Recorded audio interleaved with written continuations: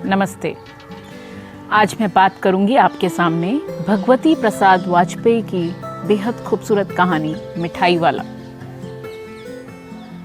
मिठाई वाला कहानी एक दयालु व्यक्ति की कहानी है।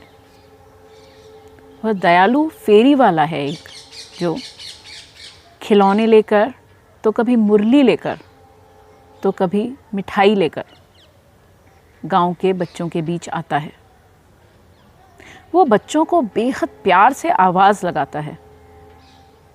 वह न सिर्फ बेहद प्यार से आवाज़ लगाकर बच्चों को अपने पास बुलाता है, बल्कि उन बच्चों को अपने पास से मुरली, खिलौने और मिठाइयाँ बेहद साधारण दाम पर देता है।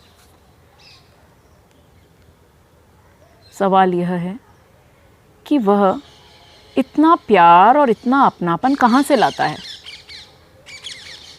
जब आप मिठाई वाला कहानी पढ़ते हैं तो धीरे धीरे आपके सामने कई सारी घटनाएं आती हैं। सबसे पहले आप जानते हैं कि किस तरह से वह फेरी वाला, किस प्रकार से वह खिलौने वाला बनकर गांव में आता है और गांव के बच्चों का दिल जीत लेता है।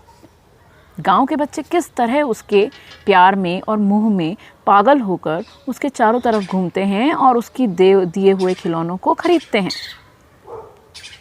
उसके बाद वही व्यक्ति 6 महीने के बाद मुरली लेकर, बांसुरी लेकर बच्चों के बीच आता है और फिर प्यार से आवाज़ लगाता है और वही बच्चे दौड़े दौड़े आते हैं। गांव के ज़्यादातर लोग उसे पहचान नहीं पाते, क्योंकि सबकी याददाश्त उस तरह से मजबूत नहीं होती। लेकिन जब वह तीसरी बार मिठाई वाला बनकर आकर आवाज़ लगाता है तो उसी गांव के चुन्नू मुन्नू की मम्मी आवाज़ से पहचान लेती है कि यह व्यक्ति वही है जो खिलौने वाला बनकर आया था, फिर मुरली वाला बनकर आया और अब मिठाई वाला बनकर आया है।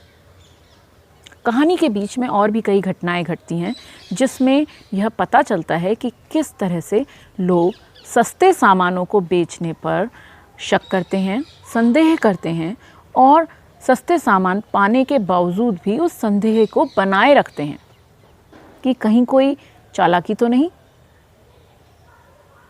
कहानी आगे बढ़ती है और चुन्नू मुन्नू की माँ जब यह जानना चाहती है उस मिठाई वाले से कि आखिर वह कौन है, तो वह भावुक होकर मिठाई वाला अपने जीवन के बारे में बताता है, जिसमें वह स्पष्ट करता है कि किस तरह उसके प्यारे प्यारे 2 बच्चे थे, उसकी एक पत्नी थी, वह किस प्रकार अपने घर में खुश था और किस प्रकार उसके बच्चे और उसकी पत्नी की मृत्यु के बाद उसका जीवन बिल्कुल अशांत हो गया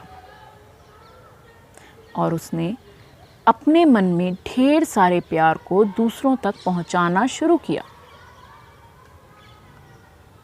और इसी क्रम में उसने गांव के बच्चों में अपने बच्चों को ढूंढना शुरू किया। इसलिए वह अपने कमाए हुए पैसों को खर्च करके काफ़ी सस्ते में पहले खिलौने लेकर आया गांव के बच्चों के लिए, फिर वही व्यक्ति मिठाइयाँ लेकर आता है और वही व्यक्ति मुरली लेकर आता है, क्योंकि उसको सामान नहीं बेचने, उसको अपने बच्चों वाला प्यार या जो उसके हृदय में बच्चों के लिए प्यार है वो बच्चों तक पहुंचाना है और बच्चों की शरारतों में, बच्चों की बातों में अपने बच्चों को पाना है, चाहे वो थोड़ी देर के लिए ही सही। मिठाई वाला कहानी इंसानियत में, प्यार में, आस्था में, विश्वास में और सबसे ज़रूरी, यदि हमारे पास से कुछ खो गया है तो हमें उस खोई हुई चीज़ों पर ध्यान देने की जगह इस बात पर ध्यान देना चाहिए कि अब हमारे पास जो है उसको हम लोगों तक कैसे पहुंचा सकते हैं, लोगों तक कैसे बांट सकते हैं। कहानी कक्षा 7 के बच्चों के लिए है, जो CBSE बोर्ड द्वारा वसंत के भाग 2 में प्रस्तुत है। लेकिन यह कहानी हम सबको पढ़नी चाहिए, हम सबको सुननी चाहिए, क्योंकि हमारे बीच भी कोई कभी किसी भी रूप में अपना प्यार देने और उसके हिस्से का प्यार लेने आ सकता है। जो चीज़ हमें मजबूत बनाती है वो है विश्वास, प्यार और एक साथ चलना। कहानी को पढ़िए और समझिए।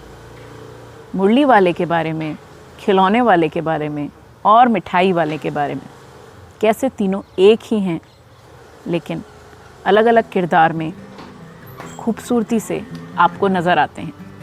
आपका बहुत बहुत शुक्रिया। नमस्ते।